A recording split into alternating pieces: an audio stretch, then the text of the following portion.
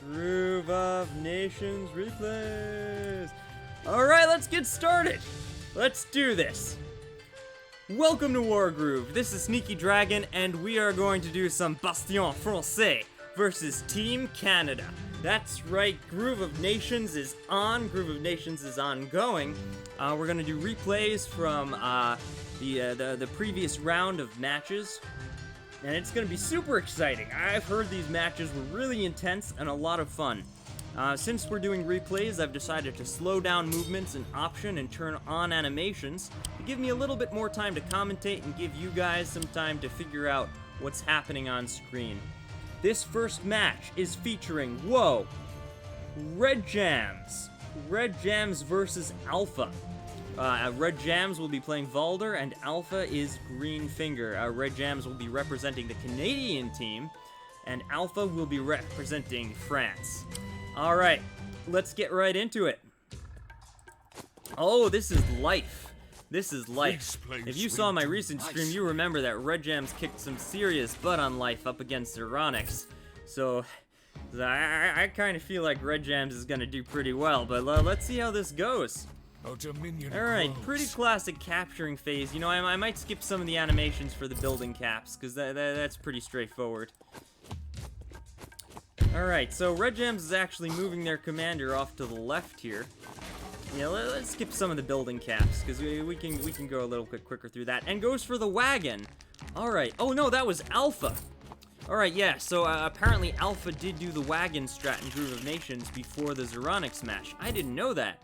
We were given such credit to Zeronics for coming up with that strategy. Was it really Alpha who invented it? Might have been Alpha, I don't know. Or was that the turn 3 versus the turn 2 wagon? In any case, great opening, really aggressive forward commander. Red Jams just bringing Valder along through the center here. That's a little bit more standard, as you can see Valder coming up the side here, past his own stronghold. So I wonder if Alpha really developed this strategy. It is just the Zeronics hype. Alright, we've got some great caps going on all across the map. Look at all these swords capturing these villages. I love the Florin sound that they make as they rush forward. It's so scary and like, rah. Very guttural. I can't even make that sound. Adorable little skellies running forward. Yeah, that's the thing on life.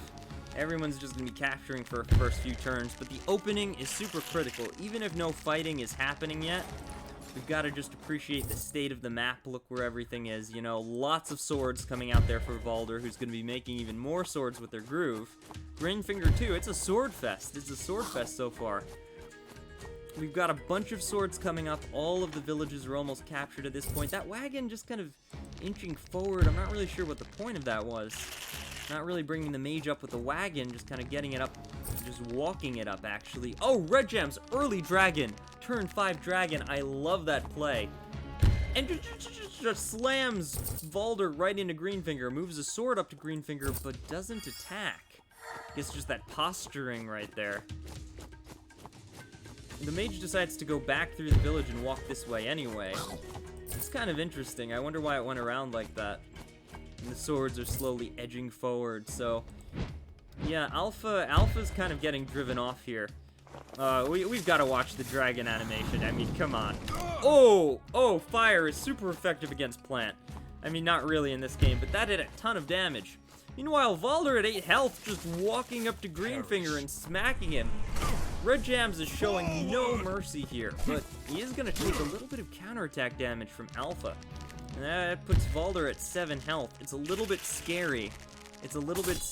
But we do have to consider that, you know, we've got Valder kind of not that many things can threaten him right now. There's only a couple swords, a weakened Greenfinger. I don't think there's any kill on the table. And Red Jams is using his army of swords, to further weaken the swords. So yeah, Alpha is not going to be able to counterattack this. There's no kill on Valder. There's no way to fight back. Valder's got groove, he's got a dragon. That looks brutal. Seriously brutal.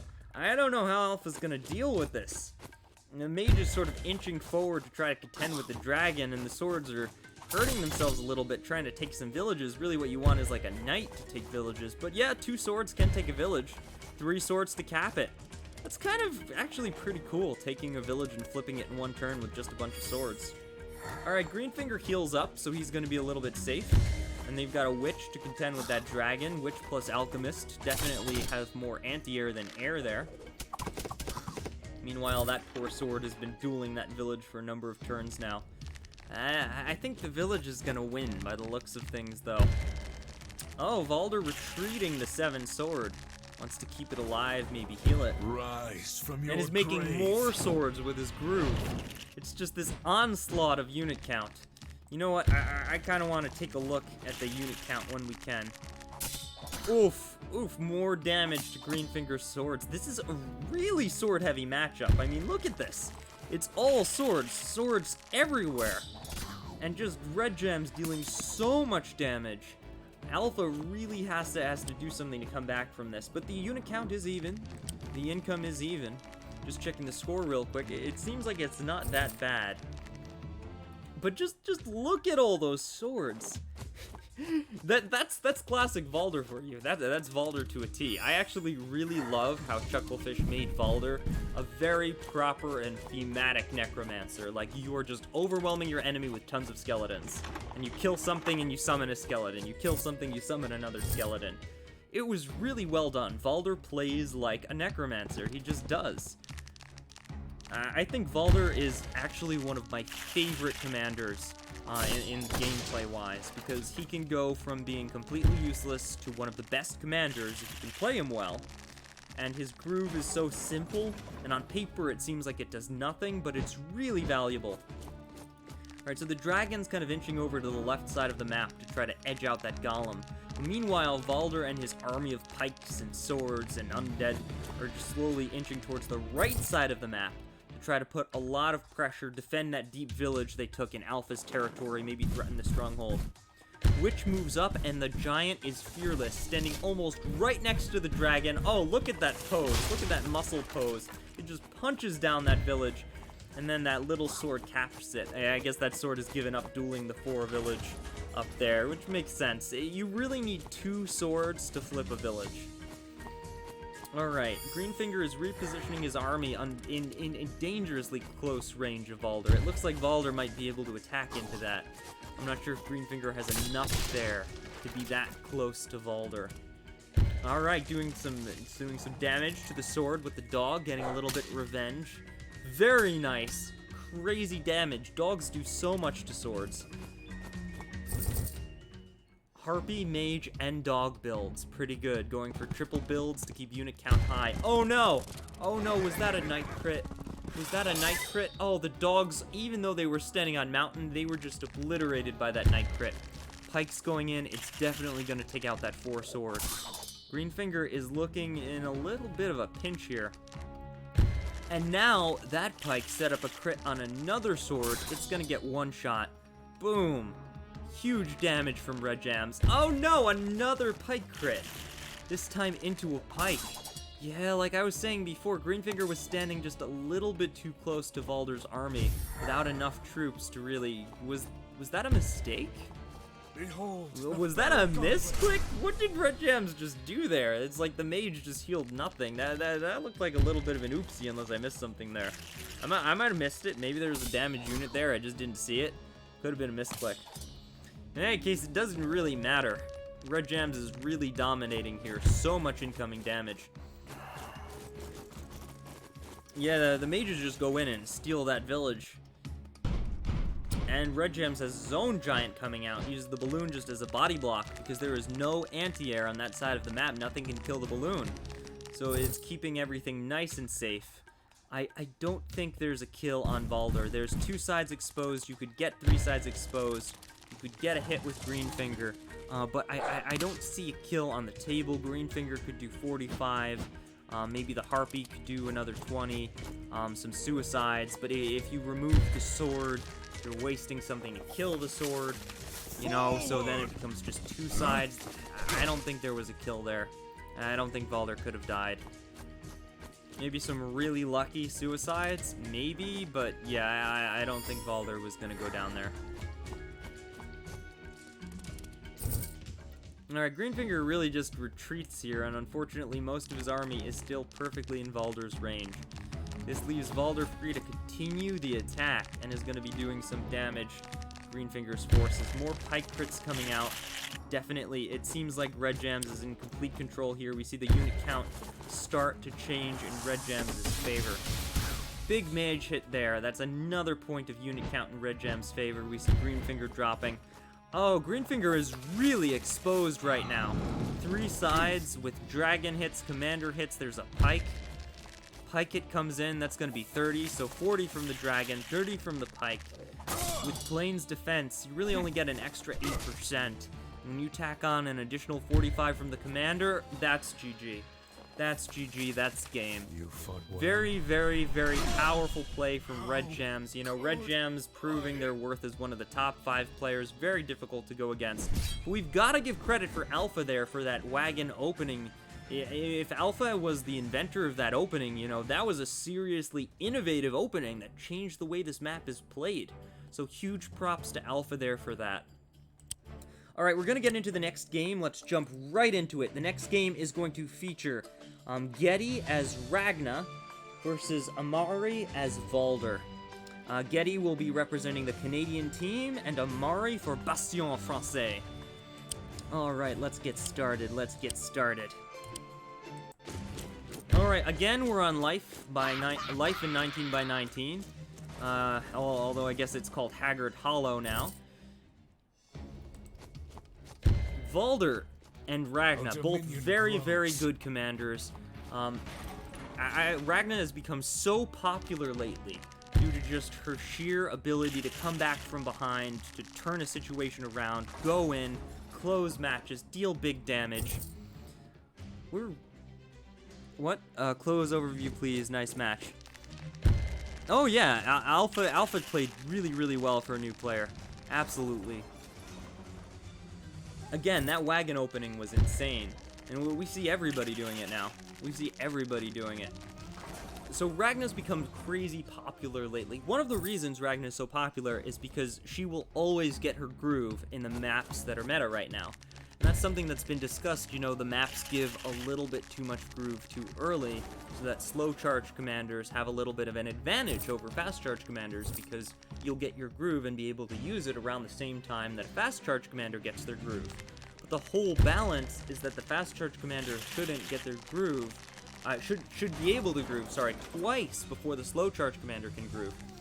So I think there's been some discussion about maybe messing with the maps a little bit to make groove a little less freely available in the opening phases of a match.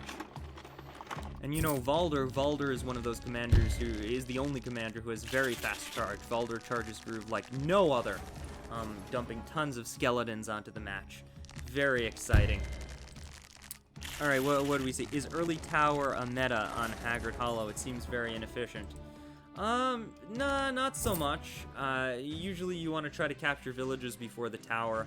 You're not really going to build with the tower for a little while, and usually you'll want to build a pike or something, move it to the mountain, and then maybe after the pike can move to the mountain, build another pike, and then build a balloon on that turn.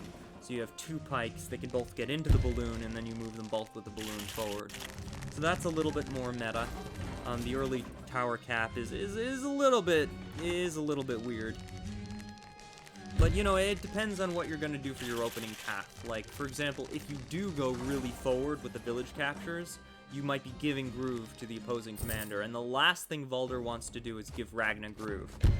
Ragna actually counters Valder a little bit in the late game. I mean, Ragna, you know, once Ragna gets groove, she obliterates everybody, but Valder's weakness is the late game. Valder's strength is the early game. When you're playing Valder, you want to get an early advantage. And the last thing you want is your opponent to get groove and be able to completely neutralize that advantage, which Ragna can do. So, you know, we might be seeing some denial on the part of Amaury, trying to make sure that Ghetti's Ragna can't charge up her groove. Alright, so Ragna is, however, uncontested capping those villages as a result of that play. And we're seeing Ragna just plow forward to the center of the map like, okay, I got my villages, get ready to get wrecked. You know, it's very Ragna. but she hasn't been able to hit anything yet. She hasn't been able to attack anything. Now, yep, you see, that's more meta with the tower there. You see the second spear is built, and then it starts to come out, and then you get the balloon, so you can move the spears forward. Maybe a little bit delayed, actually, because the second spear was able to move onto the mountain. Normally, you'd put the balloon next to the mountain, and then move it onto the mountain and then into the balloon same turn, but yeah, pretty similar. Alright, so Valder was also able to grab all his villages, maybe one turn behind. We mentioned this before, but the wagon opening does kind of favor player 1 a little bit in that it lets them get their commander to the fore faster, and there's not really any advantage to building with the barracks first. So Ragna might have a little bit, just a slight FTA, but honestly it looks pretty even to me. And it's also a question of what she chooses to do with it. Now she chooses to plant herself firmly in the center of the map, and unfortunately that's the advantage, right? You can be the first one to the center of the map as player 1 if both players go for the wagon strategy. Rise from your grave. Maybe Valder doesn't care. He's digging in. Now, Valder's kind of surrounded, right? He's flanked on the left. There's a knight coming up from behind him. He doesn't have a lot of support in the north, but he goes ahead and makes a sword with his groove to sword crit, double sword crit, to take out that sword on the forest. Pretty decent use of crits there, and commander positioning. I like that. But still, I mean, Valder doesn't really have a way to reinforce his army. Ragna taking control of the center is sort of blocking his ability to put more troops there. So he's kind of an awkward situation, and Ragna can threaten to attack him if he doesn't do something about it. Additionally, you know, Valder's dedicating 2 swords to the top to fight Ragna's 1 sword up there. His pikes are out of position. We do see a golem, which is going to be really nice for Valder to start to come out. Whoa! Whoa, Ragna ignores Valder. She's just running right at that enemy HQ. Oh, and we see a pike crit set up. Beautiful. Pike crits do so much damage to strongholds. Look at that damage. Whoa, how much damage was that? Bit of a counterattack from the stronghold there, but that was pretty hefty. We see the stronghold has been dropped to 57%. That's pretty hefty. Now, since it won't go down, it will regenerate. Oof. And, of course, Ragna's mage was in range of that pike. Just fearlessly runs in and attacks it. Instead of finishing off the pike that was weak, Ragna uses swords to damage the other pike. Not the best exchange, but when you think about it, it was gold worth it, and Ragna's going for a stronghold rush. So, stopping that thing from being able to attack Ragna was a pretty big win. Now, Valder is in a pretty crappy situation. There's almost... He cannot rush down Ragna's stronghold. He's got nothing over there. He's too far behind, you know, because, again, that's the FTA. Ragna was able to get to the center first and then get to the stronghold first. And then, because of that, zone out Valder's reinforcement. So Valder's got nothing. Valder has to almost back off at this point. And we see him using his troops as best he can to just try to defeat Ragna's forces. I think Valder went a little bit too deep without reinforcements because, you know, Ragna did like a 2-turn thing, went center, and then had a lot of troops there, and then moved on a pretty open HQ. Meanwhile, Valder just kind of dived in with lots of swords. And you really need a plan with Valder. You really need a plan to take the early game. I don't think we saw that. That being said, it's not a terrible defense. We do see some good defense of the stronghold here. But unfortunately, you know, that stronghold is exposed on 3 sides. And we're seeing a beautiful double pike crit setup. Ragna can hit it too. I think that's GG. I think this is absolutely GG. You just can't let that many pikes get in range of your stronghold, or that is game. You didn't even need the second pike crit. It just went down to Ragna. Alright, great game. Great game. I think we definitely saw the power of player 1 when both players go the opening wagon strategy. You've got to be a little bit aware of player 1's ability to just rush your stronghold like that. Have a little bit more stuff defending, I think. Yeah, he got pretty heavily zoned out there. Pretty heavily zoned out. Alright, so that is a victory for Ghetti. If you're keeping track, by the way, so far that is Canada 2, France 0. Let's take a look at the next match. We have KPZ for Bastion Francais as Koji versus Cleaner Code as Caesar. Caesar? Wait, you can play Caesar in this series? Damn, I didn't know that. I thought everybody was on the Caesar hate train lately. Oh, wow. Oh, wow. My doggo is gonna come out for sure when I get my match. Ah, hells yeah. Alright, so we see KPZ's Koji coming out and doing a nice clean village capture. This is a pretty straightforward opening. I haven't seen a lot of this map, actually. What is this map? Hold on, this is security holes. Okay. I wonder why it's called security holes. Justice for the good boy. Heck yeah, justice for the good boy, but unban my Caesar. Caesar deserves to be unbanned in every format. I'm a big Caesar fan. I'm a big proponent of the doggo. I love the doggo. The doggo is his best boy. Alright, so we see Koji coming in. Lots of swords. This is pretty much just a standard opening capture phase. You're grabbing whatever you can. Nothing to see here. What's really this match is going to come down to is Koji versus Caesar. Now, Caesar's got a medium groove, but he's absolutely got to get some army near him to use it. Koji, ever since he was buffed in 2.0, has a very, very powerful defensive groove. A lot of players will use it immediately after getting it, and even players like me who like using the bombs a little bit differently will probably still play that way. I'll probably still drop the bombs as soon as possible, as soon as I get groove, because they're so powerful as defensive units. I mean, you wouldn't think of defending yourself with a bomb, right? That's not exactly intuitive, but it's true. It's 100% true. Whoa. Kind of froze on the village there for a second.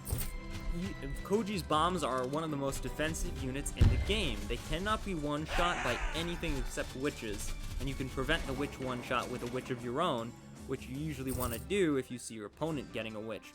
And you can heal them. They don't degrade or anything like Green Figure's Vines or Emmerich Crystal. They keep their health. So they're really valuable, really worth healing. They threaten off commanders. They can do damage. The bombs are really the best unit in the game, aside from dragons and witches. They're really excellent, but it's a slow charge groove. You really have to work to get them. So Caesar at medium charge is going to have a window of power where Caesar can threaten to kill Koji, and Koji can't threaten to kill Caesar. And Koji, you know, really is going to have to take advantage of... Or sorry, Caesar's going to have to take advantage of that window, because the second Koji gets his bombs, he can put Caesar at a disadvantage. I think the game's audio went up a bit suddenly. Oh, that's weird. I wonder why. I'm not sure how, but we can tweak that a little bit. Let me know if that's better. Let me know if that's a little bit better, Chappington.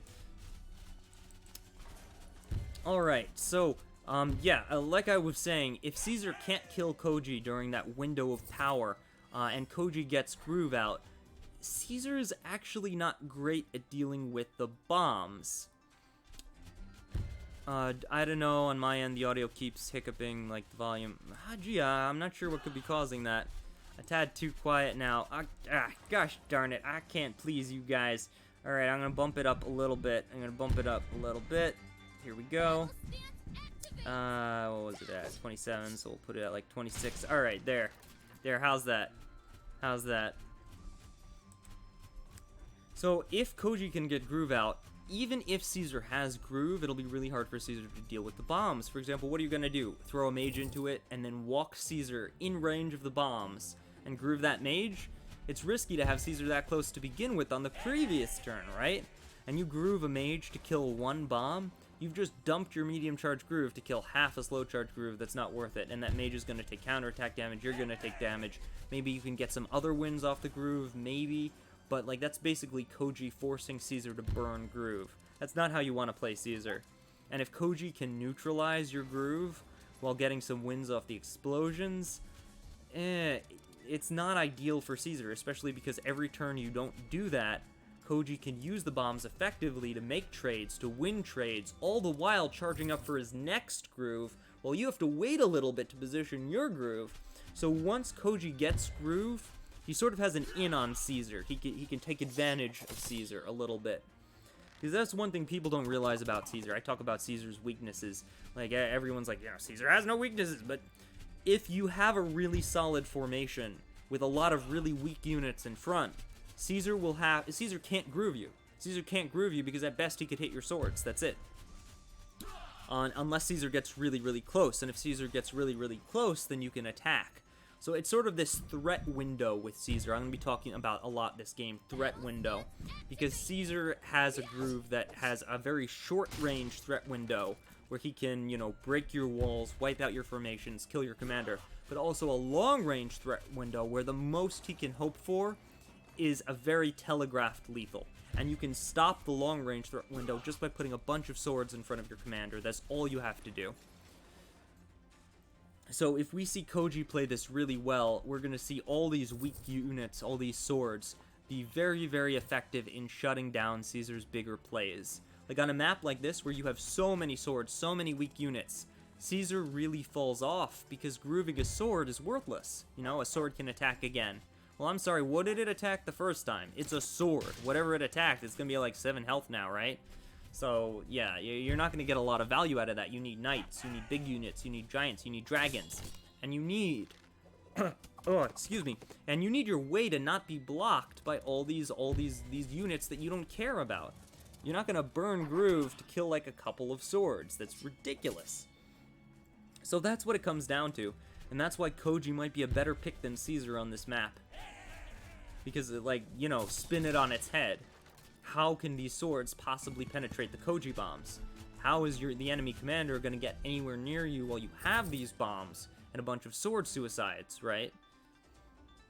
That being said, Koji does still need things to win, and he needs to be able to clear Caesar's units.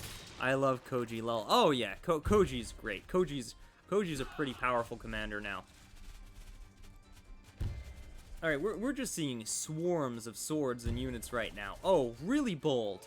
Really bold with that mage play, going really deep past Caesar's line right there. Gonna take a little bit of counterattack damage, and then throws a sword to kill it. So, Caesar's slowly getting surrounded by all these units. Look at that. Koji's like, yeah, I don't care. I don't care that you're Caesar. I don't care that you could kill stuff and get groove. I'm gonna take trades. I'm gonna take wins. I'm gonna use pikes, just a few pikes to defend my villages, and then I'm gonna go in on you here, push you off, take your units. And now Cleaner Code's in a bit of a pickle, right? Really nice sword crit to kill that mage. And now Caesar can get groove off of that sword. Now Caesar has groove. Dragon in back, knight coming in. Caesar's starting to get those powerful units that he needs, right? The knight, the dragon, to get a little bit of a better groove. And he's trying to clear off some of these swords that can maybe stop him from doing what he loves. He's retreating away from Koji, you know, putting all of his power behind Caesar, and Caesar has groove. So we're going to get into those threat ranges, right? Those threat windows. Anything directly next to Caesar can be wall broken, can be killed. You don't want to have a sloppy formation anywhere near Caesar. You don't want to put your commander directly next to Caesar unless you've really got power there. Alright, we see Koji coming in with the giant. That's going to be really useful against Caesar. It's going to be able to tank some of the knight stuff that Caesar can pull. Ooh, that's really risky going in with Koji like that, very close to a Caesar army, because, you know, we've got a dragon on the field. Koji's in range of the dragon. Caesar could do some nice knight crits, but great positioning. With that positioning, it's going to keep Koji safe, because he's got a village, he's got a sword, he's pretty protected. I don't know, could we see lethal here? Yeah, I think the dog would have had to have attacked that sword to maybe see lethal there, but the dragon goes in, because there's not really any anti-air here. So the dragon feels pretty safe doing that. There's no way to pen this ridiculous sword line here, so as a result, it can't get under Koji. So yeah, but Caesar's just kind of trying to take some wins here, you know, climb forward, get to the point where he can use Caesar's groove to get that lethal, and try to get it before Koji can get groove. That's really important. Koji's at 85%, you know. Cleaner Code, not just for medium into slow charge, but actually just the way they played, they were able to attack a little bit more and get groove faster. So that's going to give them even more extra turns of groove over Koji, which is really important. Because every turn Koji doesn't have those bombs and Caesar does have groove, Caesar's got the advantage. Caesar can make better trades, better wins, better positions. And we look on the left side of the map, you know, Cleaner Code's coming in with those pikes. KPZ might be in a bit of trouble. Because, you know, if Cleaner Code can outpike them, we can start seeing some villages flip. That being said, you know, Koji has the income advantage right now. Looking at the board, yeah, I think Koji's a little bit ahead. Ooh, really, really solid giant hit. Really solid. Let's take a look at the overview. Yeah, sure enough, KPZ is way ahead on income. Although, Caesar is ahead on combat units. But that's alright. Koji is at 7 health, retreating to the mountain, and Mage Heal. Really, really trying to protect himself against that Caesar groove, against the threat of Caesar lethal. Unfortunately, this is another turn Koji did not attack. As a result of that, Koji will continue to not have groove for a few more turns. Imagine if this was Ragna AoE would stomp Koji right here. Well, you have to remember that Ragna's slow charger and Caesar's medium. So if they were playing Ragna, they might not have groove just yet. I'm not sure if Caesar got a kill last turn or not. But that being said, yeah, that's one of the reasons Ragna's really strong. You can just completely break stuff like this. And because Caesar can get a really great double attack, but you're still attacking. You're still using the units you have on hand. You still have to do damage with those units. Where Ragna can do damage like, Ragna does this AoE damage, so it's like she archer hits everything in your back line and your front line. Ragna wall breaks are insane. I mean, Caesar wall breaks can be pretty good, but you have to have the units for it, right? Alright, so we see Cleaner Code coming down, trying to recover the income deficit a little bit. They take a village, they decap another village, starting to go in on Koji's forces. Even though Koji was ahead on the monies, Caesar is getting ahead on the troops. And at the end of the day, a troop lead is better than a money lead when you're about even, because a troop lead will convert into more money leads. It'll let you push forward. Oof, more damage going into Koji. Big damage there. It's not looking so good, I gotta say, because when you really start to fall behind on unit count, especially on combat unit count, oh, there's the groove. There's the Caesar groove. So we're gonna see even more damage. I don't think there's a lethal on the table. Is there a lethal on? There might be a lethal on the table. Yeah, we've got, let's see, a witch hex. We've got a dragon. We've got a knight. The witch kills that sword, damages Koji even further. I'm still not sure if there's a kill on the table or not, because you have to respect that mountain defense. And I only see 2 sides on Koji. Yeah, there's no third side. I don't know how they're gonna... I don't know how this is gonna work. I don't think this is a lethal. Yeah, I don't think this is a kill right here. Yeah, some counterattack damage to the dog. Yeah, this isn't a lethal. There's no kill. The dragon flies away? Oh yeah, because I guess all the mages, it didn't want to die to the mages, so it's going to the other side of the map to do some work there. Unfortunately, though, you know, Koji got a decent groove. But it wasn't a beautiful groove. It wasn't like a game-ending groove. It didn't, like, make it so that Koji couldn't no longer play the game, right? Lots of mage heals dropped. Sword suicide into Caesar? Why are we seeing a sword suicide here? That's really weird. You're already down on unit count. What's the play here? Is Koji trying to kill Caesar? No. No! Forget about groove. Is this a straight up assassination on the doggo? Oh, wow. Did Caesar put himself too out of position with that groove? Oh, yeah. Caesar's dead. Caesar is so dead. Oh, my. The plays. The plays right there. Giant plus commander hit. That's 85. With the sword suicide for an extra 10 or so, and then mage. Oh, that's GG. And he's on road. No defense. That's game. That's a really, really solid victory. Well played. Absolutely well played. Alright, so we were saying before that Canada was taking all the wins, but France just got one. Well played, KPZ. Taking out Cleaner Code for the win. Alright, let's get right into the next match. Oh my god, this next match is insane. Master of Math versus Spcefront. This is classic because these two contenders, you know, they love playing into each other in ranked. What? What? Hold on, we're just double checking to make sure the match code is valid here. It's KBZ. Yeah, KBZ. Oh, that's a 2.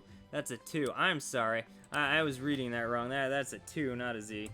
There we go. There we go. Master of Math representing Canada. versus Spcefront, representing Team Francais. Oh, we've got a Nuru here. A Nuru. Martin, by the way, I believe is Spcefront. A Nuru versus Caesar. Yeah, but Math and Spcefront both say that these are some pretty strong commanders. Spcefront is the main proponent of the argument that Nuru is still broken at medium. I don't necessarily disagree. I don't necessarily agree with that fact. I think Nuru has been brought into balance with medium charge, but we'll see. Either way, this is going to be really great. Someone's asking, does Nuru get Trebs here? I do not know if Trebs are available on security holes. That's a very good question. That's a very good question. Does anybody in chat know if trebuchets are available in security holes? Because strictly speaking, you'd have no way of getting them out. There's only... They should be banned. They should be soft banned on this map, because you can't use a treb, right? Like, there's only one tile you could even build a treb, and there's no way to get it out of there, because it's surrounded by forests, and trebs can't move through forests. So yeah, I don't think trebs are allowed on this map. What was that? Was that a misclick? Or did Nuru, like, choose not to capture this village? I'm not sure what that was. This is true. Some maps allow trebs while blocking them, allowing Nuru to make trebs. Usually that's considered a no-go for a map, because you're giving Nuru access to a unit that no one else can have. But technically speaking, you know, sometimes folks like that. Sometimes folks like that. I think Master of Math misclicked there and not capturing that village. Alright, well, in any case, I guess we'll see whether or not trebuchets are allowed on this map, because both of these players are strong believers of Nuru Treb, so if trebuchets are allowed, we'll probably see Nuru make one. And if not, then we probably won't. Alright, we see some units advancing. Oh yeah, just to make that clear for everybody who doesn't know, you can ban units from production facilities in the map maker. So you can make a barracks, for example, that couldn't make dogs or couldn't make swords. And Nuru can make any unit that the production facility can make. So if you make a map where the barracks don't make trebuchets, Nuru won't be able to summon a trebuchet. In case you were wondering. And that's why Nuru can only summon C units when she has a port. She's only able to summon things she can build. I think she can always summon a soldier, pike, or dog. But other than that, she can only summon things she can build. Alright, so we see Math advancing.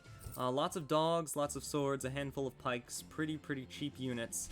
After all, you've got 3 barracks on this map, you know, it's big on the unit count. And like I was saying before, when you have 3 barracks like this, it's not a great map for Caesar. I think Caesar's actually a little bit weaker on this map because there are too many low health units that'll block your big plays. You want to play Caesar on a map where you have a lot of big boys, a lot of big units. You want a lot of dragons, you want a lot of knights.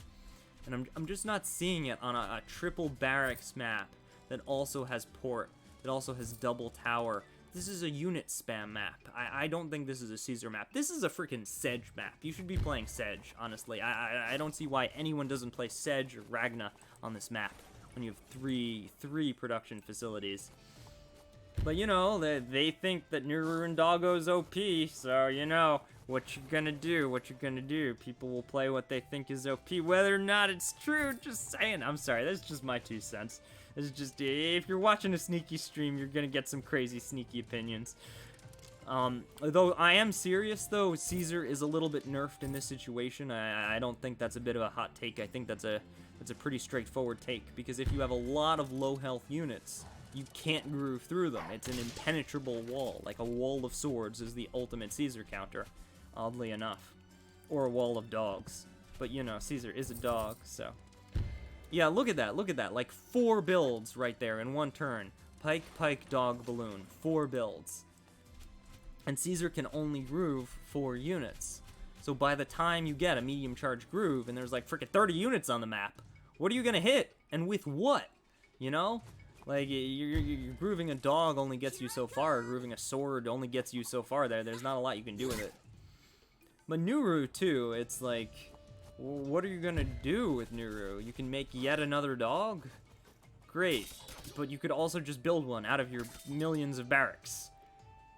I don't know how Nuru works on this map either. Like, unless you're going for something really cheesy, really extra cheese, like spicy nacho cheese, I don't see why you'd play Nuru or Caesar on this map. Oddly enough. It's gonna be interesting either way. Imagine using Treb Nuru just for the lulls. Yeah, just for the lulls, you bet a trebuchet and then kill a sword every turn. It'll be worth it in 20 turns, maybe. Because the Nuru Treb is worth, what, 2,000 gold? So you'd have to kill, like, 20 swords to make up the difference in gold. I mean, obviously, if you kill 20 swords, that's 20 unit count. But, like, yeah, you need to be able to hit something for a Treb to be good. The real benefit of the trebuchet is, like, cheese, commander kill, a production kill, a stronghold kill, especially stronghold kill. That's the benefit of the Nuru Treb. You want to be able to get a Treb to the front lines and kill something with it. Kill a commander, kill a stronghold. Alright, we see Caesar going for the center, kind of trying to cross the mid there. The center on this map is very sparse. There's only really one village on it, and it's very deep in, very easy to defend. So it's kind of a map where you might not even want to cross the center. You might just want to push, you know, push deep into your opponent's territory. The problem is if you don't cross the center, then your commander's fighting into double barracks. And if you do cross the center, your commander could be fighting into single barracks and going after the opponent's stronghold, which was a little bit nicer. So, you know, pros and cons to crossing the center of this map. The fronts have such neat lines. This is a Amaury map. Oh yeah, Amaury makes some amazing maps, no question. Well, Nuru at medium charge has groove. Caesar at medium charge does not. Again, we see that the commander who stays and fights gets groove early, and the commander who decides to cross the midline gets groove a little bit later. We see a very nice night hit coming on Nuru there. I think that's a crit. Oh yeah, that's a crit. Look at that beautiful damage right there. And then we see a pike crit set up there, but chooses not to go for Nuru. Going to remove the sword instead, get a little bit of a unit count advantage there. Probably a good call, because that allows the doggos to come in. And remove that sword, and then we're going to see a doggo crit set up on that sword from the top. Beautiful, taking it out. Very nice. Lots more dogs just kind of posturing. We've got double mage there to threaten off the dragon. And now Caesar can stand forward a bit. But you got to be careful. You got to be careful. There's a dragon in play, and there's a Nuru groove in play. So Caesar has to be careful not to die. Also, Caesar has nothing to groove. Like, I've said this a million times, but you need the big boys with Caesar to make anything out of your groove. Caesar's got nothing here. He's got a damaged knight like a mile away. Even if Caesar had groove, he couldn't use it. Whereas Nuru has some options, at least. You could at the very least summon a spear, take a dog. It's not the end of the world. It costs you 500 to kill 150, and you get 250, so it costs a little bit of gold to remove some unit count, and that's not like the worst thing you could do.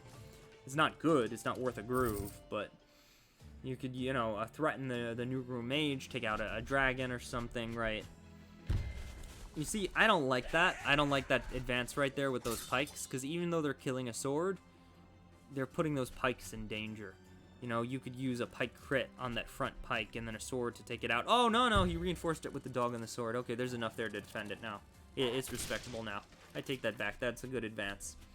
Alright, Spcefront is going forward, using a pike to try to take that village. It won't take it out, but it'll bring it pretty low. Oh, it did take it out!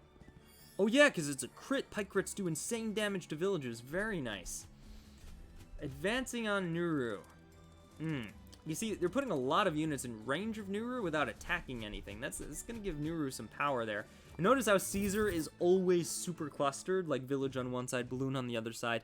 That's fear right there. Fear of the dragon, fear of the knight, fear of the Nuru groove. Trying to make sure that Caesar doesn't die.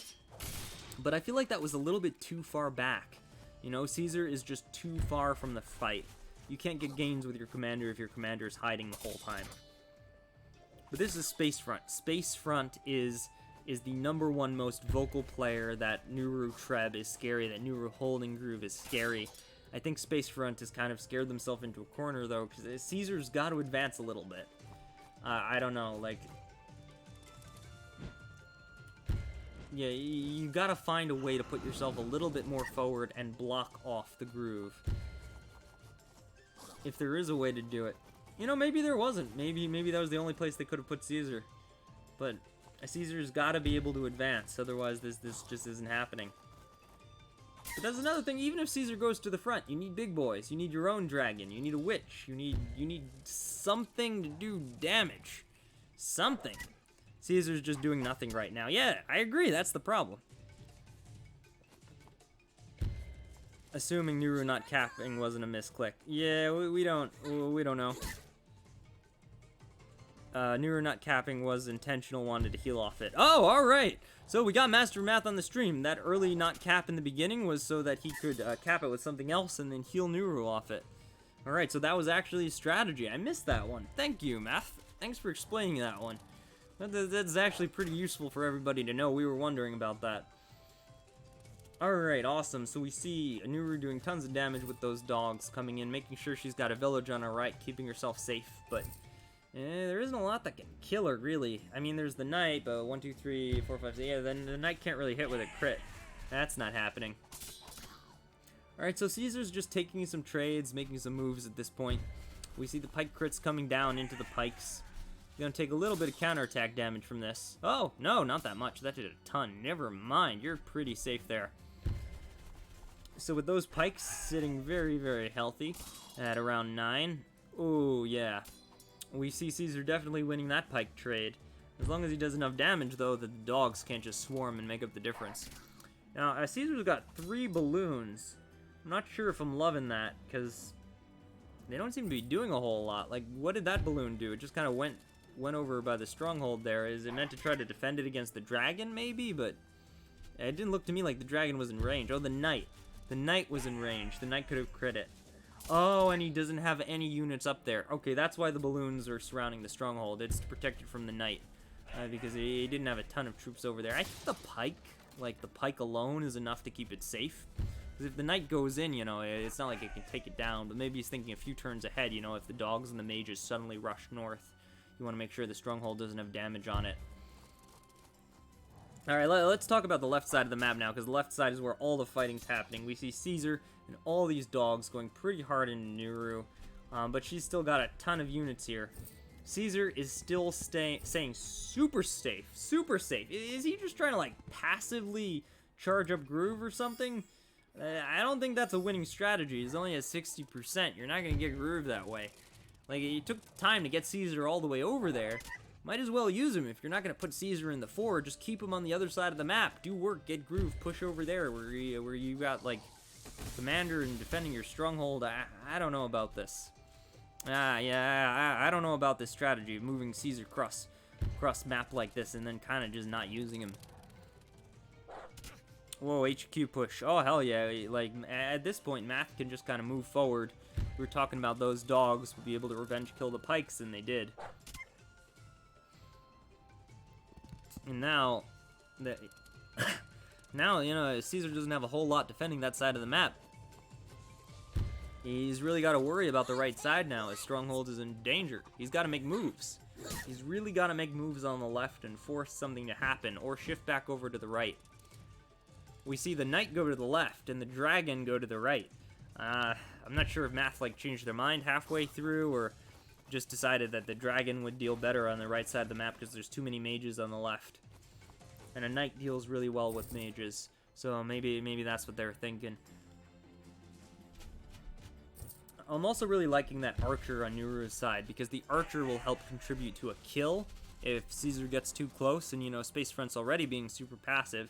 Now that there's an archer on the field, forget it. Where's Caesar gonna stand? Where are you gonna put Caesar? Archer plus Nuru Groove. The dragon's gone, though. The dragon was a big threat. With that dragon on the other side of the map, maybe Caesar can move a little bit more safely now. He can stand on road without fear of dragon threat, you know. But that really buried archer, Nuru kind of hiding a tile behind the village. Yeah, it's not easy, really, to advance on Math's position. That's one thing Mathlord is really excellent at, making a really solid defensive position. And he's got no reason to attack right now. You know, Caesar's got a really big army over there that he doesn't want to get into. As long as he stays over here by the mountains and the forests, you know, Caesar's knights can't really do much, and that's Caesar's main threat. Now, meanwhile, Matt might just take the game on the right side of the map just by pushing. Alright, we see Caesar maybe, hopefully, sort of start to advance. Kind of, perhaps. Almost nearly. And the dragon just obliterates that village. And we see some more dogs going to work on those pikes. Yeah, this is just going to be another turn of pain for Caesar on the right side of the map. There's just so many units that are pretty much uncontested, and they can freely just walk all over that side of the map. We've got the dragon in range of the stronghold now. We've got the dogs coming up, wiping out what's left of Caesar's army on that side. It's a slaughter. It's a veritable slaughter. Ooh, ooh, just goes down. It's gotta hurt. Pike's healing up. I guess the 8 pike didn't heal. It wouldn't have healed that much, and it wants to get in position for next turn, set up some crits on that village. We see that knight definitely doing work. Positioned in that forest, it can freely attack the mages and the swords Caesar builds. There's no pike in range of it. And you know, it's pretty safe doing so. There's nothing really that can stand on a mountain and hurt it. Caesar doesn't have an archer. Caesar doesn't have a dragon. Caesar doesn't have a harpy. Caesar doesn't have anything on that side of the map that can really deal with that knight in that position. The pikes are just too far to the left. Caesar's been very, very careful, very, very deliberate, keeping everything very, very far from Nuru's forces. But he does have a big wad of troops. Been very carefully, very greedily hoarding this giant wad of troops on the left. Now it's finally making a move. Maybe we're about to see the brilliance of Spcefront's play here. Ooh. See, I would have gone for the night crit there. But it just sends a sword right into the stronghold. I don't know about that. It didn't do a ton of damage there. It's probably just going to regen. Yeah, see me, I would have tried to go for some night crits there. Maybe if you could set something up. There are a lot of pikes. Ooh, a lot of units are in range right now. Yeah, that just leaves Nuru free to attack it all. Because nothing really went in. I don't know why the sword hit the stronghold. I'm not sure about that. And also, Caesar's a little bit exposed. It's like Spcefront was so careful with Caesar all game. This looks a little bit reckless. There's one side open there. But Nuru's not going for it. She's just taking a village. Actually, you know, that's a bit forward for Nuru, too. We've seen Nuru stay pretty safe all game, but now she's going forward. Village on one side is pretty safe, but still. Okay, Golem on the left, Village on the top. That's pretty safe. That's pretty safe. When you look at it in that respect, it's pretty safe, because that Golem is not going down. Caesar doesn't have anything to kill the Golem. He doesn't have their own Golem, doesn't have an Archer, doesn't have a Harpy, doesn't have a Dragon. Yeah, that Golem's fine. And there's the Archer doing some work. Really safe positioning, too, because with those pikes damaged, the Knight is pretty much invincible, and as a result of that, nothing can pen the Knight, nothing can get to the Archer, nothing can get rid of the Golem, nothing can get rid of Nuru. The village is a really solid formation by Math. Look at the beauty of this formation. And then just spears to wall off that side. Just to be safe. Probably didn't even need it, but just to be safe and keep the spears in range of everything. Brings the dragon back. And just kind of grabbing some villages on the right, because might as well get some extra income, push out a little bit. So Math didn't get, like, crazy gains on the left, but they took enough units to take the lead away from Caesar and get a really, really solid, really beautiful position there. I mean, look at that position. You can't get any gains there as Caesar. You've got this dragon threat, you've got this Nuru threat, you've got the suicide potential threat right there. You've got the archer, and you can't attack into it. Alright, so we see this is a definitive sword suicide. It looks like he's trying to soften the dog well enough so that he can kill the dog with something else. With Caesar? Oh, that's interesting. See, yeah, I would have gone for the golem. Now, the knight crit can get set. Alright, very nice. Using the knight, take out the sword. But then can you get another knight crit on that knight is the question, and it doesn't look like it. Yeah, it doesn't look like it, so if you can't take out that knight, I don't know if getting rid of the sword was worth it there. Yeah, you see, Spcefront's position isn't as solid. He's throwing units into Math, but he's taking almost as much damage. I mean, he lost a sword in the suicide to kill one dog. It's not really worth it there. And Caesar got groove finally, which is good, but he won't be able to use it. Like, Caesar has to have an army to use groove, and you have to have big boys. And Caesar has a knight that's realistically about to die, and another knight that isn't enough. Nuru is too protected. This isn't gonna go well. I don't think this is gonna go well. Like, Caesar does have weaknesses, and you need to understand them. You can't just play Caesar and be like, oh, I'm playing Caesar, it's OP. Again, this is why I say Caesar's not OP, but just my personal opinion on that now. Ooh, big damage there, big damage there. Yeah, I think he needed to send Caesar left once I got early groove, and he couldn't.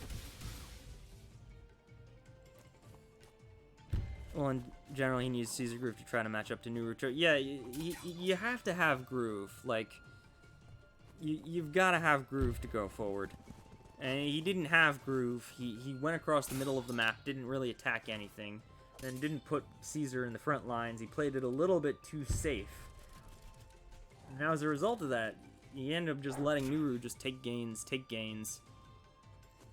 Now, he's still got no big boys. He's got nothing to use Caesar groove with.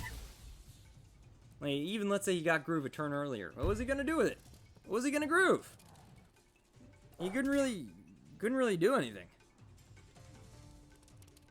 Nuru, at the very least, you know, she gets groove. Alright, well, I can summon something. But yeah, I don't know. Caesar has to have an army to attack with. Alright, so Nuru's just holding groove, more as a threat than anything else. This is a pretty intense match, you know. I'm talking a lot, but it's still ongoing. Both players are still very much in this. It's just I'm looking at the map, and it's like the right side is just, oof, so scary in terms of Mathlord. I mean, let's take a look at that unit count. Mathlord is 12 up on unit count, which isn't the end of the world considering how big this map is, and really is only 100 up on income, but when you take a look at the positions of those units, really great balloon takedown. Alright, this is Caesar's chance right here. This is Caesar's chance. We definitely have to see some things being taken here. Pikes are going really deep, but they're getting kills, which is very nice. I don't know how Caesar is going to contend with that golem, because Caesar just has to drop the golem. If the golem doesn't die, Nuru has like a second commander and an immortal wall that can do whatever it wants. Alright, we see a mage being used to take out a 4 knight, but here's the thing. A mage is worth more than a 4 knight, and that mage is gonna go down. Alright, Caesar groove? Nope, just capturing a village. Nothing to see here, we're just grabbing a village.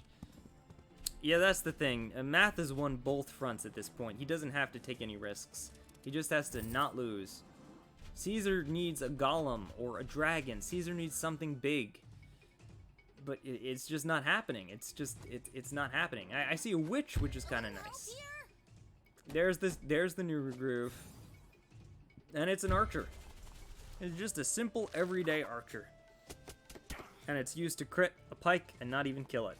But that's fine, because it can take it down with this dude. Yeah, just to be clear, Nuru's groove was great for threats and all, but at the end of the day, it summoned an archer. It summoned an archer and killed a pike, and that let a little bit of wall-breaking action happen, so Nuru can continue to follow up through that hole. Has got another archer. Maybe if that archer can also hit that pike, then we can see some good stuff. But let me see. 1, 2, 3. Where can it stand to do that? Oh, no, I don't think it can reach. I think it's sort of blocked off. Mage does big damage to a sword there. Yeah, Math is just taking so many gains every turn. Digging deeper and deeper holes into Caesar's armies, always with a solid position. Nuru is never in danger. Yeah, just throwing a sword in there, just to weaken the pike a little bit. Oh, by the way, Math, we were wondering, is a trebuchet possible on this map? Can Nuru summon a trebuchet? We weren't sure.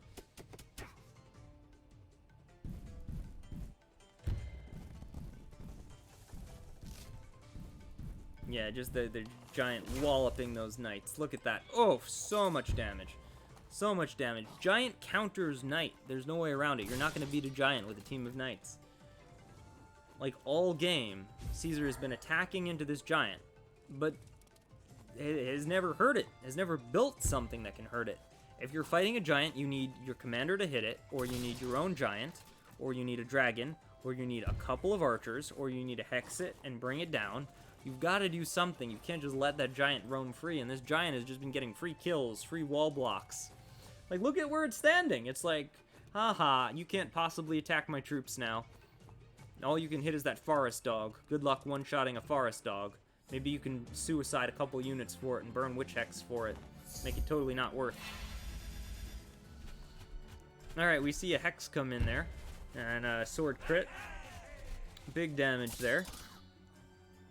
The giant is just so strong. It's just so strong. Knight suicide. And again, these suicides, they're good for wall breaking in the short term, but they cost you your unit count. And that can be really punishing in the long term. But this was a really nice wall break, if it works. Yep, the pike goes down. And now those archers are exposed. That's very nice. That's very nice. If you can take out the archers, that would be a big win. Oh, he survived. He just survived. That's a shame. That's a shame. If that archer could have gone down, it would have exposed the other archer to some very nice attacks, and that would have been really big. This is a decent turn for Caesar. We were talking about Math's position is usually super solid, but there was a little bit of a hole there.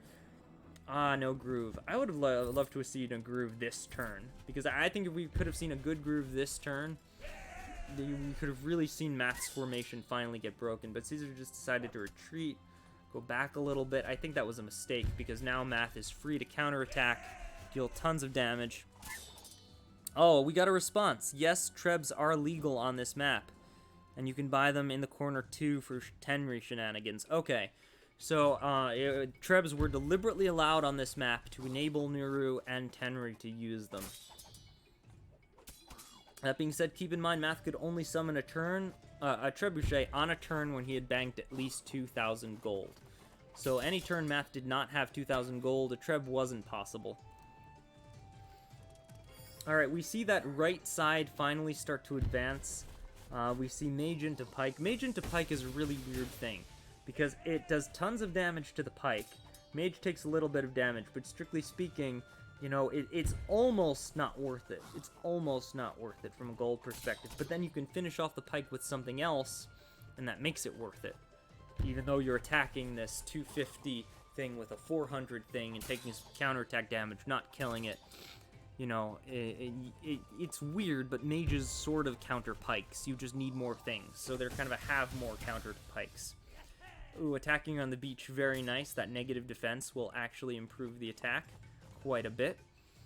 And we see basically this big formation of just average everyday units, but it doesn't matter, it's enough. It's enough to threaten the stronghold. You could take down a stronghold with that collection of units.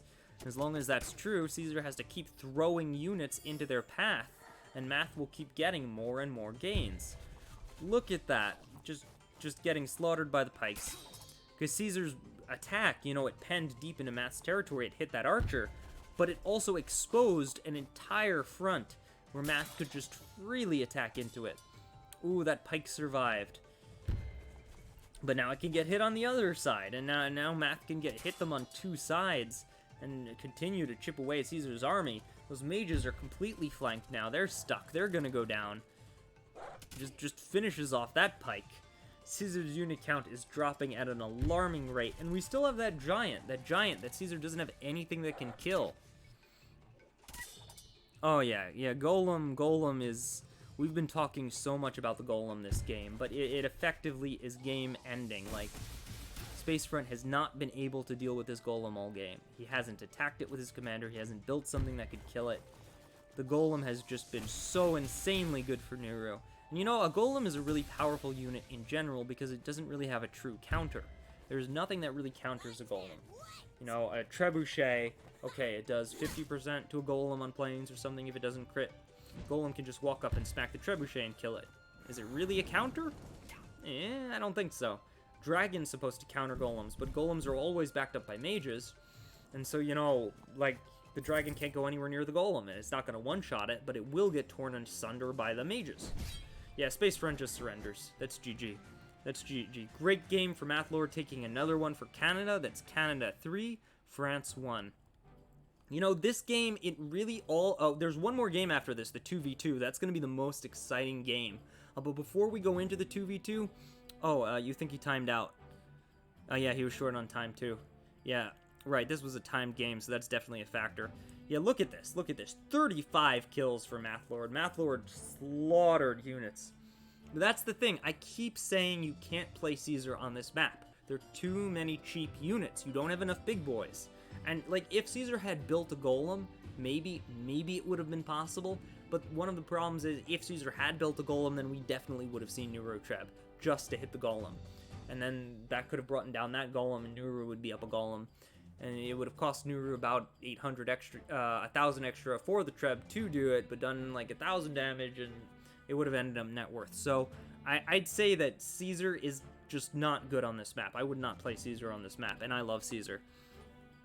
Nuru seems okay on this map. We didn't see a Treb come out, so I can't really say if she was good, because it seemed like Spcefront was more worried about the possibility of what Nuru could do rather than what Nuru actually did. I'm not sure how much of that was accurate prediction, but either way, Nuru's Golem definitely completely zoned Caesar. You definitely need to build a Golem into Golem on this map, or you need to build something that can contend with Golems. And Map's formations, Mathlord's formations were, I think, better overall. Mathlord won both fronts. I think we can say this was a pretty clean victory. Alright, let's dive into the final match, the 2v2. This is going to be really exciting, because this is on Lunatic. And just so everybody is very, very clear on this, I suck at this map. This map is the bane of my existence. I've never won a single game on this map. Guys, I'm a freaking top 8 player that loses 100% of the time on this map. I kid you not.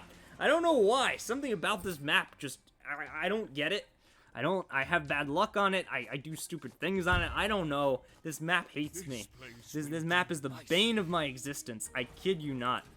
Who's fighting on Sunday? Oh, on Sunday, we are doing Let's All Play That Crazy Map with Emmington's new map where the viewers of the Twitch stream can influence the map in a bunch of really awesome ways. I was reading over the ways they could do it. It's insane.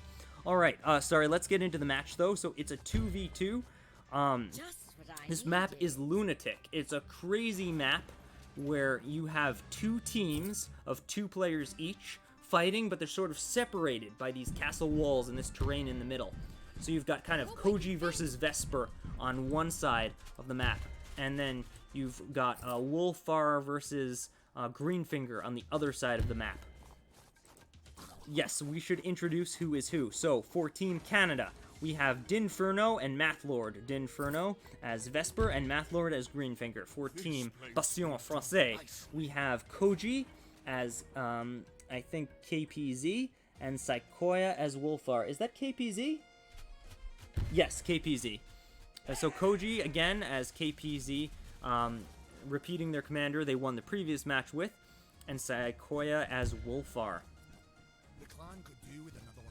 This is a really exciting match. In terms of matchups, Mathlord is very scary to go into, so Saykoya is going to have their work cut out for them for sure. But every player in this game is a very, very high-level player. We've got Dinferno, who I don't think they do a ton of competitive, but they're a really good player. They can definitely compete at that level. I know Saykoya was in Groove of War. They did really well there. Mathlord, of course, you know, one of the top 5 players in the world, I think, at this point. And KPZ is another ranked player who does really, really well on ladder. They've beaten me more times than I can... Well, not more times than I can count, but... Yeah, they've beaten me a bunch. KPZ is really good. So tons of good players. This is a very epic clash right here. But, you know, in a 2v2, it's not all about individual skill level, it's about teamwork. In fact, teamwork almost matters more than individual skill level in a 2v2. I've seen teams of some of the best players get taken down by players who maybe, like, aren't, like, you know, top of the world, but in a 2v2, they just dominate, they work well together, they coordinate, they do things really well. Now, let's talk about Wolfar, because Wolfar is one of the... and Vesper. Wolfar and Vesper are some of the cool commanders for 2v2 because they can influence the other side of the map. Wolfar can gulf units up to, what is it, 18 spaces, 19 spaces away, which enables Wolfar to influence the other side of the map, Vesper's groove has infinite range. So we could see this crazy combo where we see these commanders influence their allies' fight on the other side of the map, disregarding their own fight. And if it leads to a lethal, it's totally worth it. Because usually if you kill one commander in a 2v2, that's game. Because then your ally can just capture all those properties, and you just have to defend for a little while. Alright, so let's just remind everybody who's on whose team. Koji and Wolfar are aligned, and Vesper and Greenfinger are aligned. I really like the Vesper-Greenfinger team-up, because when you think about it, they do sort of the same thing. In a sense, you know, they make units protected. Greenfinger protects units by putting vines in front of them, and Vesper protects units by making them completely invulnerable to being targeted. They can still be hexed, Ragned. I think they can be deoded. They can't be sedged, though. They just can't be targeted, that's the main thing. So, yeah, it's basically Mathlord and, Mathlord and, who's the Vesper? Dinferno. Mathlord and Dinferno have Team Protect Our Units. Team Tactical, I guess let's call it Team Tactical for Canada. And then we've got the Koji and Wolfar. Team Explosive Lethal for, Bastion Français. We've got Team Explosive Lethal, let's call them that, because you've got Wolfar with the crazy golf shenanigans, the AoE damage there, and then Koji with the bombs. We could see something crazy where a damaged bomb makes its way over to Wolfar, who golfs it for double AoE damage. That could happen. That's the thing, you can golf your ally's bomb, kill it if it's low, and then it will not only explode, but it will do Wolfar's AoE damage. So that would be crazy if we see that, the double Wolfar and Koji explosion combo. Alright, as far as this match is going, the capture phase on Lunatic is a little bit longish. We see all 4 players trying to do a massive property grab. There's some shenanigans where you can actually feed villages to one side or the other, depending on how you want to do it. So, for example, you can make one ally stronger or weaker. And as you can see, there's different advantages and disadvantages to being in each position. Both sides of the map, the northeast diagonal and the southwest diagonal, have one person who's sitting on double racks, but they don't have access to as many villages, despite the production. And then one player that has access to 1 racks, 1 tower, but they have access to a lot more of the villages early on. And you see over up in this corner here where that river is, this is where generally you can kind of feed villages to one player or another. You can have the green, for example, could take these villages, or black could take these villages, because they're on a team.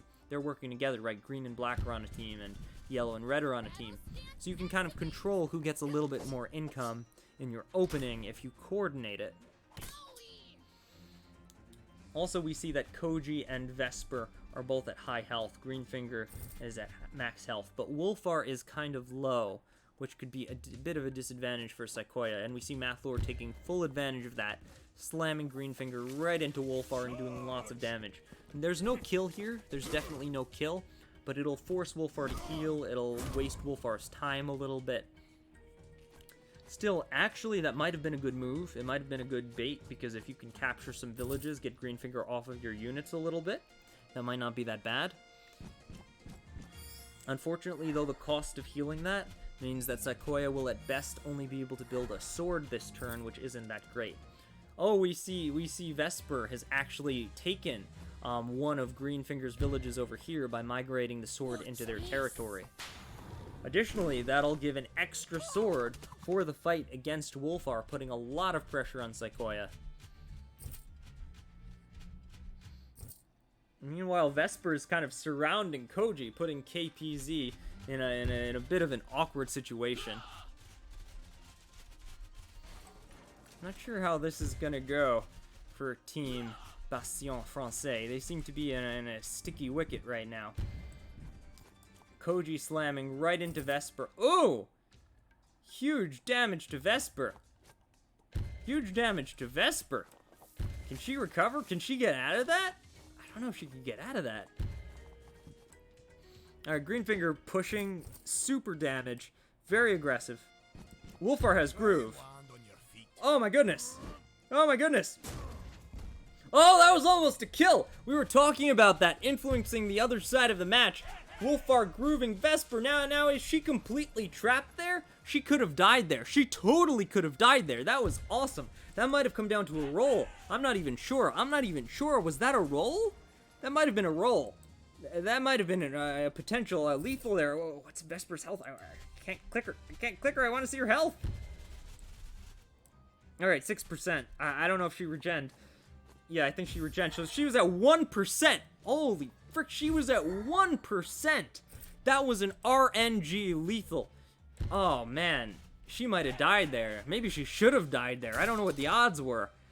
Team Bastion Francais might have gotten robbed right there. That was amazing. Did you guys see that? That was incredible. Now, the question is, can Vesper still die in the current situation? I guess we're about to find out. There's 45, 20, 65 average. She's in forest, but low health, so not full. Yeah, I think she's down. She's down. Vesper went down. KPZ doing huge damage for Bastion Francais. If Greenfinger can't convert this into a kill, which I don't think he can, because Wolfar is pretty deep into KPZ's territory. He's very safe. I don't think there's a recovery from this. I don't think Greenfinger can recover from this. Math would have to solo the game. But look, he drops the pikes back there to try to grab the barracks and take over his allies' territory. You know, this might be possible. This might be possible, as hilarious as this is. Is Math going to try to solo this game? You know, Master of Math is one of the best players in Wargroove. I think they're somewhere in the top 5. There's an argument to be made. They might be the best or one of the best. They might be able to pull this off. Or are we about to see Mathlord try to solo a 2v2? I don't think so, though. I don't think so. Ooh! Hit the dragon with the mage. The pike does capture the barracks. And he's doing work on both sides of the map. But, you know, Koji just has to really advance at this point. Like, Saykoya and KPZ, they just have to advance as quickly as possible and make it a war of attrition. If they can make it a war of attrition, they can, like, just take Greenfinger down before he can finish capturing the missing territories of his ally. Yeah, Koji just takes out that barracks. You know, he's going all in, trying to make sure that... Oh, nice! Free Harpy kill. Very free Harpy kill. Great Harpy kill. Heals the dragon. The dragon takes out the pike, just trying to reduce the amount of infantry here that can capture villages. Yeah, they've made it into a very successful war of attrition, stopping Mathlord from being able to capture anything or do anything. They'll be able to shut him out of the game at this point. Mathlord's still going! Like, respect! Mathlord has not given up. He's determined to try to win this. Oh, no, he's given up. He just wanted to go for the lulz groove. Awesome. Bastion Francais takes the 2v2 with incredible teamwork. That was really great use of Wolfar groove to make that work. That was just beautiful. That was just beautiful. Is it war of attrition when you're sending dragons into their base? When you're sending dragons into their mage, yes. When you're basically saying, I don't care if your mage hits my dragon, yes, it's a war of attrition at that point. Oh my god, that was beautiful. That was an incredible Wolfar groove. Excellent teamwork. It's like we were saying, teamwork is the most important thing in a 2v2. These are all skilled players. But what it really came down to wasn't the skill of any one player, but the amazing teamwork and combined skill of Saykoya and Dinferno that won the game. Even though they get robbed on the Vesper kill, they did enough damage with Wolfar groove that they weren't able to heal Vesper up enough that she could survive the next turn. So the Wolfar groove definitively made that kill happen. It would not have happened without it. That was amazing. That was so well done. Oh, great way to end it. Fantastic way to end it. That was the France versus Canada round 1 round robins of the Groove of Nations. For more awesome Groove of Nations content, check out various streamers. Check out the Groove of War. And now that Red Halo is feeling a little bit better, we might have more accurate reporting, because they're basically our reporting department. That was beautiful. Really well done. Great games, everybody. Those were some amazing games from some amazing players. Welcome to Wargroove. And remember, next Sunday, we're going to be doing the stream Let's All Play That Crazy Map, where the Twitch plays the map. Where, oh my god, I can't tell you what an amazing map Chappington has ready for us on Sunday. It's going to be insane. The players are going to be able to do things like change the weather, give gold, neutralize villages, enable merfolk.